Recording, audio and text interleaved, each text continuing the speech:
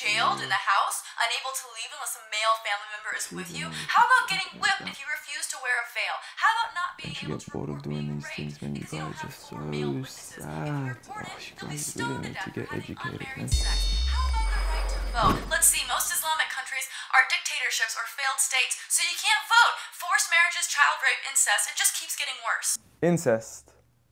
Wow. I'm not sure where you're getting your information from or if you've possibly mistaken us with somebody else. Why is incest wrong? It's not clear to me that it's wrong. Okay. It's clear to me. There's an evolution. In all honesty, I'm not here to make a mockery out of you. I'm not here to criticize you. I'm not even here to question your intelligence. All I'm here to do is to give you advice. As someone who sincerely wishes the best for you and wishes the best for all of humanity, as a Muslim should be. The first advice I give to you is, please, if you want to talk about Islam, know what you're talking about. Don't be talking about some random news topic that has nothing to do with Islam. If you want to judge Islam, judge it for what's in here and on the Prophet Muhammad, peace be upon him. Speaking of the Prophet Muhammad, peace be upon him, I noticed your failed attempt at trying to draw him. I know it's worked for many others and it's made them really, really famous before, and I'm not sure if that's what you were trying to do, but please, give it up. I honestly want you to stop wasting your time and rather spend your time wisely in trying to find out who this man is. Find out what made this man the most influential man in the world. Find out what made this man one of the greatest lawgivers, the greatest lawgiver of all time. Find out what made this man the most perfect example to walk the earth.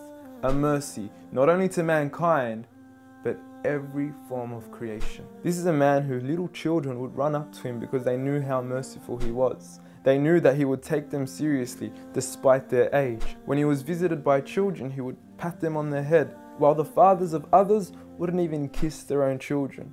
At a time when people were burying their daughters alive, he was the one who gave honor to daughters. He was the one who gave honor to women. He was the one who promised paradise for the one who raised one daughter righteously. A man who would treat the poor the same way he would treat the rich. A man who would treat the black the same way he would treat the white. Muhammad, peace be upon him, was a man who his own enemies would call him the truthful and the honest.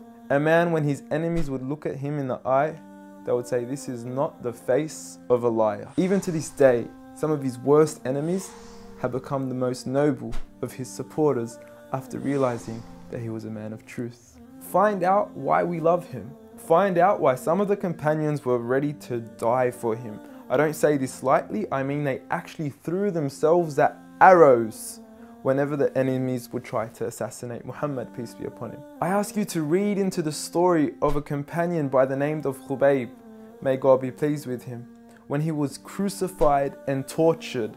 And the one who was torturing him would say to him, "O Khubayb, wouldn't you rather that Muhammad, peace be upon him, be in your shoes right here, and you be in the comfort of your own family in your own home?"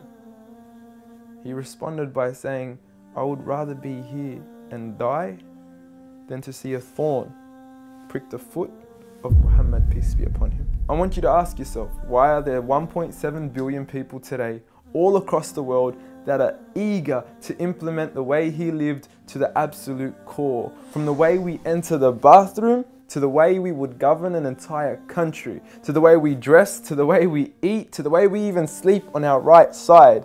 We follow him to the absolute core. So I suggest you stop wasting your time in attacking the man that you cannot faze at all. If God, the creator of the heavens and the earth and everything in between, the one and only, has honored him, who are we to even try to dishonor him? If you don't understand what I'm trying to say, let me give you a quick experiment.